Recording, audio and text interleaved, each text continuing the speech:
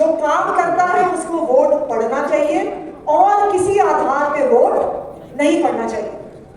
जब अच्छे लोग, पढ़े लिखे लोग राजनीति में नहीं आते, उसका क्या नतीजा होता है? उसका नतीजा ये होता है कि हमारे जिंदगी के जो सबसे इंपॉर्टेंट डिसीजंस होते हैं वो नेता लेते हैं। पढ़े लिखे लोग राजनीति से दूर रहते हैं तो राजनीति में कौन आता है? गाली गलौज करने वाले, क्रिमिनल्स, मसल पावर वाले, मनी पावर वाले, ऐसे ही लोग आते हैं ना, जो पैसे से सत्ता और सत्ता से पैसा बनाना चाहते हैं। ऐसे लोग आते हैं पॉलिटिक्स में। हम जैसे सामान्य मिडिल क्लास के लड़के लड़कियां जो पॉलिटिक्स में आने के बारे में कभी सोच भी नहीं सकते थे, विधायक बनने के बारे में नहीं सोच सकते थे, आज हम जैसे पढ़े लिखे लड़के लड़कियां विधायक भी हैं, मंत्री भी हैं, सांसद भी हैं, मुख्यमंत्री तक बन गए। ये चीजें देश की राजनीति है। बतौर एमएलए अपने इलाके में सड़कें भी बनवा दी, लाइटें भी लगवा दी, पानी की पाइपलाइन भी लगवा दी, बूम बैरियर भी लगवा दिए, गार्ड्स के लिए पोटा कैबिन भी बनवा दिए, सीसीटीवी कैमरास भी लगवा दिए, लेकिन विश्वास नगर के विधायक नहीं कर पाए। एक के लिए नियत होनी चाहिए। अगर नियत होती है तो हर काम हो सकता है, हर समस्या का समाधान हो सकता है। वो सब आपकी समस्याएं हैं, चाहे वो पानी की लाइन की हो, चाहे वो सीवर की लाइन की हो, चाहे वो रेन वाटर हार्वेस्टिंग की हो, चाहे वो स्ट्रीट लाइट्स की हो। ये सारी समस्याओं का समाधान करना, मैं सच बताऊं तो बहुत मुश्किल नहीं है। आपको एक अच्छे प्रतिनिधि की जरूरत है जो आपकी आवाज सरकार तक पहुंचाए। जोरदार जयकारे से शुरुआत करेंगे। भारत माता की, भारत माता की, वंदे वंदे, इनकलाब इनकलाब। यहां पर आए सभी माताओं को, बहनों को, बुजुर्गों को, भाइयों को, सबको मेरा नमस्कार, सबको मेरा प्रणाम, सत श्री अकाल। और सबसे पहले तो मैं आपसे माफी चाहूंगी, मुझे पता है आप बहुत देर से इंतजार कर रहे हैं और इतनी देर होने के बावजूद भी आप सब लोग इतनी पेशेंस से बैठे हुए हैं, इसके लिए आप सबका बहुत बहुत बहुत बहुत धन्यवाद। आप जानते हैं चुनाव का समय है और चुनाव के समय दिल्ली के अलग अलग हिस्सों में जाना होता है और इसी कारण से देरी हुई। देखिए, जब चुनाव का समय आता है तो तरह तरह के लोग हमारे सामने आते हैं। कुछ वादे करते हैं, कुछ भड़काते हैं, कुछ बहलाते हैं, कुछ फुसलाते हैं। लेकिन चुनाव का समय ऐसा होता है जब हमें बहुत सोच समझकर अपने वोट का फैसला करना होता है। देखिए, वोट हम एक दिन डालने जाते हैं, लेकिन उस वोट के फैसले का असर 5 साल तक हमारी जिंदगी में पड़ता है। हमने सही जगह वोट डाला, हमने सही विधायक चुन के भेजा, तो 5 साल तक हमारे इलाके में काम होते हैं, विकास होता है। लेकिन मान लीजिए हमसे गलती हो गई, क्योंकि जैसे मैंने कहा चुनाव में तरह तरह के लोग आते हैं, हर तरह की बातें करते हैं, हर तरह की बातें करते हैं। मान लीजिए हमसे गलती हो गई, हम 5 साल के लिए कितना भी पछताएं, लेकिन हम अपने वोट का फैसला बदल नहीं सकते। इसलिए बहुत जरूरी है कि बहुत सोच समझकर हमें अपना वोट डालना है। और वोट डालने का आधार क्या होना चाहिए? देखिए, बहुत छोटी सी बात है, वोट हमें उसे देना है जो हमारे लिए काम करता है। जो काम करता है उसको वोट पड़ना चाहिए और किसी आधार पे वोट नहीं पड़ना चाहिए। देखिए, हम जैसे लोग जो हैं, चाहे आप RWS में रहते हैं, चाहे हम जैसे प्रोफेशनल लोग हैं, हम लोग इस बाई चांस मंच के इस साइड हैं, लेकिन हम लोग भी कोई पॉलिटिकल लोग नहीं है उस तरह के। हम लोग भी राजनीति में क्यों आए? हम लोग राजनीति में इसलिए आए क्योंकि हम लोग देखते थे कि सरकारें आती हैं, सरकारें जाती हैं, पार्टियां आती हैं, पार्टियां जाती हैं, लेकिन एक आम इंसान की जिंदगी में कोई फर्क नहीं पड़ता। एक ही जगह खड़ा होकर सेलेक्ट। और अगर आप लोग देखिए, हम लोग अक्सर जब मॉर्निंग वॉक पे जाते हैं, रात को डिनर पे बैठते हैं, 9 बजे की डिबेट देखते हैं, अपना फ्रेम तोड़ने का समाज के किसी मुद्दे पे चर्चा करते हैं, तो 5 मिनट के अंदर अंदर हम इस निष्कर्ष पे आ जाते हैं कि जी हमारे देश में कुछ नहीं बदल सकता। आते हैं कि नहीं आते इस निष्कर्ष पे? ये अक्सर हमारा तकिया कलाम होता है कि नहीं होता कि जी हमारा देश तो ऐसा ही है, भारत में कुछ नहीं बदल सकता जी। हम कहते हैं कि नहीं कहते? ये क्यों होता है? ये इसलिए होता है कि मुझे भी याद है जब मैं कॉलेज में थी तो हमारे साथ में हमारे कॉलेज में मेरी क्लास में किसी स्टेट के मुख्यमंत्री का बेटा पढ़ता था। अब आप जानते हैं अक्सर नेताओं के बेटे कैसे होते हैं, और हमें लगता था जी इनके पिताजी मुख्यमंत्री हैं, इनका सुपुत्र भी एक दिन राजनीति में जाएगा, जो हरकतें कॉलेज में करता है वो हरकतें राजनीति में करेगा, ऐसा ही सोचते थे हम जैसे मिडिल क्लास के बच्चे।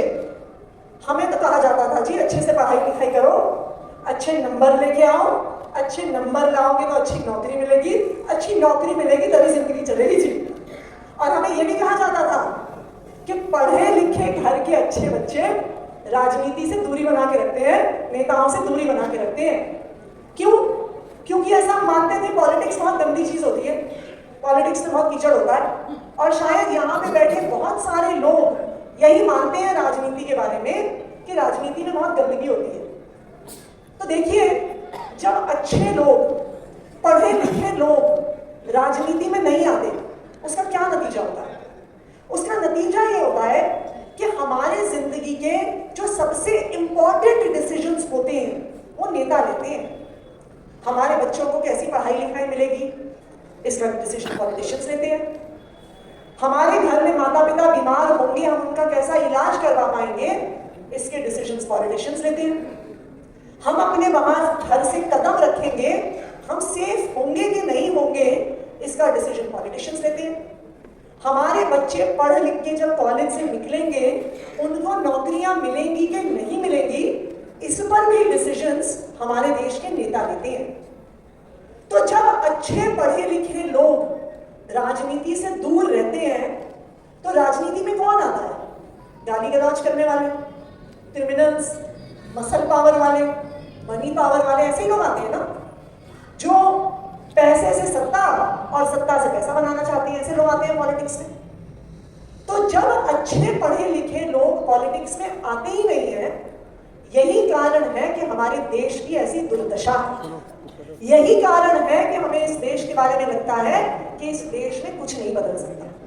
लेकिन आपको एक बात बताऊं, चीजें बदल सकती हैं। मैंने देखा है पिछले 10 साल में जब से कुछ पढ़े लिखे ईमानदार लोग राजनीति में आए हैं, जब से आम आदमी पार्टी बनी है, राजनीति में ऐसे बदलाव आए हैं जो इस देश की राजनीतिक इतिहास में कभी नहीं आए थे। हम जैसे सामान्य मिडिल क्लास के लड़के लड़कियां जो पॉलिटिक्स में आने के बारे में कभी सोच भी नहीं सकते थे, विधायक बनने के बारे में नहीं सोच सकते थे, आज हम जैसे पढ़े लिखे लड़के लड़कियां विधायक भी हैं, मंत्री भी हैं, सांसद भी हैं, मुख्यमंत्री तक बन गए। ये चेंज देश की राजनीति में आया। जब पढ़े लिखे लोग राजनीति में आते हैं, पढ़े लिखे लोग, ईमानदार लोग, साफ नियत से और इंटेलिजेंस से काम करवाना चाहते हैं। अब समस्या क्या हुई है, जो हमारे सारे यहाँ पे आईटी एक्सटेंशन के अलग अलग विहारों के RWS बैठे हुए हैं, कि पिछले 10 साल से दिल्ली में तो ईमानदार पढ़े लिखे लोगों की सरकार है, लेकिन जैसे मैंने कहा था ना, कई बार वोट देने में गलती हो जाती है। तो पिछले कुछ चुनावों से विश्वास नगर में शायद कुछ गलतियां हो गई, और भारतीय जनता पार्टी के विधायक पिछले 3 बार से यहाँ चुन के आ गए।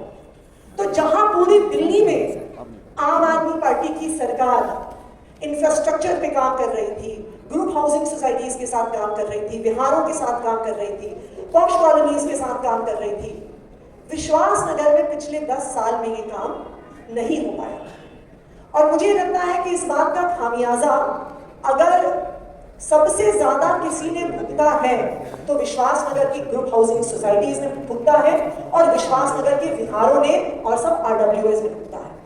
मैं भी आपकी चिट्ठी पढ़ रही थी कि क्या क्या काम करने की जरूरत है, और मैं सोच रही थी कि बिल्कुल सही बात है, इसमें कुछ काम तो काफी बड़े हैं, पॉलिसी लेवल के हैं, हो सकता है विधानसभा का कोई एक्ट लेके आना पड़े, लेकिन कुछ काम तो बहुत सिंपल छोटे छोटे से हैं। ये काम तो अगर कोई भी विधायक चाहता तो ये काम करवा सकता था। मैं खुद विधायक हूँ पिछले 5 साल से।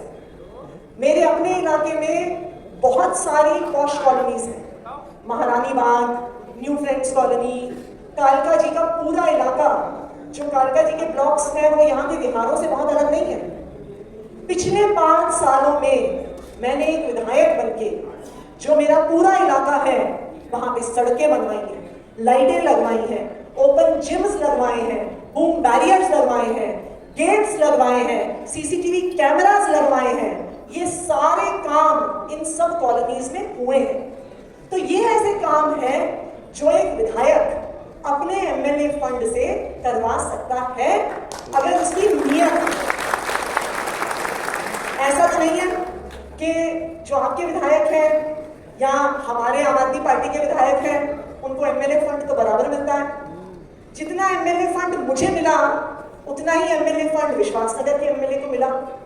तो ऐसा कैसे हो गया कि मैंने बतौर एमएलए अपने इलाके में सड़कें भी बनवा दी, लाइटें भी लगवा दी, पानी की पाइपलाइन भी डलवा दी, बूम बैरियर भी लगवा दिए, गार्ड्स के लिए पोटा कैबिन भी बनवा दिए, सीसीटीवी कैमरास भी लगवा दिए, लेकिन विश्वासनगर के विधायक नहीं कर पाए।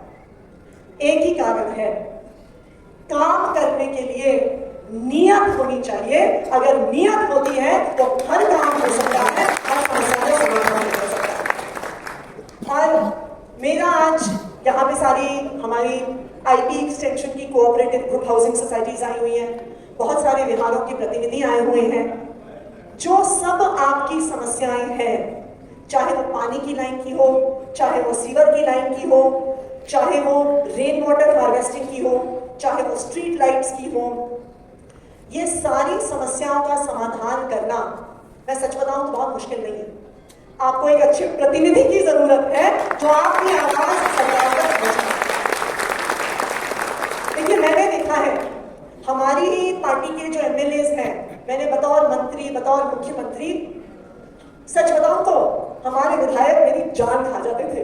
कई बार मुझे लगता था अरे बार बार फोन करता रहता है, बार बार फोन करता रहता है, लेकिन जिसमें काम करने का जज्बा होता है ना, वो अपना काम करवा के रहता है, चाहे लड़के, चाहे झगड़े, चाहे पिछले पड़ते बने।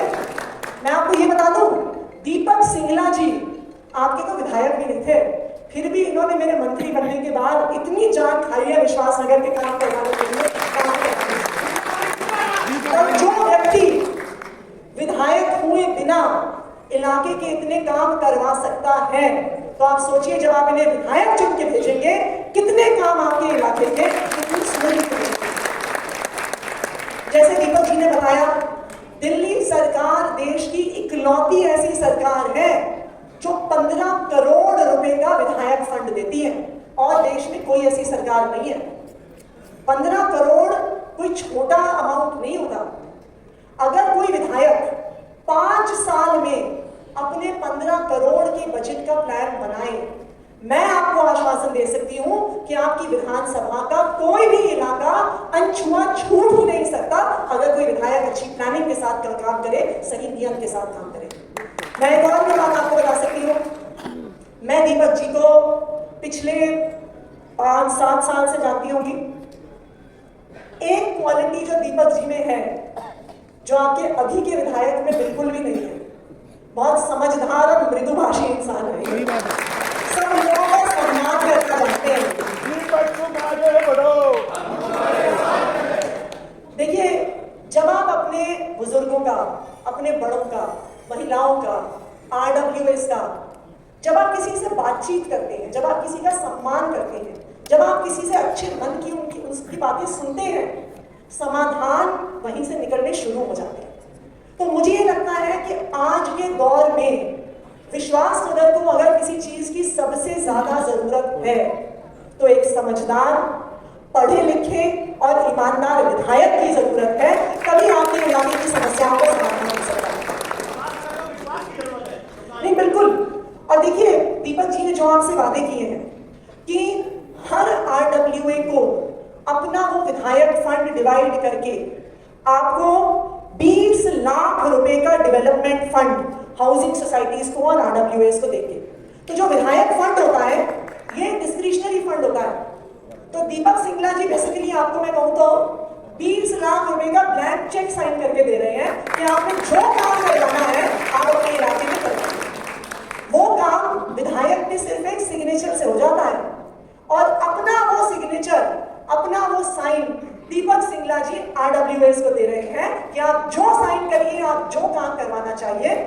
तो जब आप दीपक सिंगला जी को वोट देंगे, इस बार जब आप आम आदमी पार्टी को वोट देंगे, दीपक सिंगला जी विधायक नहीं बनेंगे, आप सब विधायक बनेंगे। अपने इलाके में काम करने की मजबूरी आपके हाथ में आएगी। सिर्फ इतना ही नहीं, ये एक ऐसे व्यक्ति हैं जिनको मैंने देखा है हमेशा अवेलेबल रहते हैं, हमेशा लोगों की मदद करने के लिए तैयार रहते हैं। तो जब भी आपको जरूरत पड़ेगी, ये मेरी आपसे गारंटी है, आप दिन हो या रात 24 घंटे आप कभी भी दीपक जी को फोन मिलाएंगे, फोन भी उठेगा,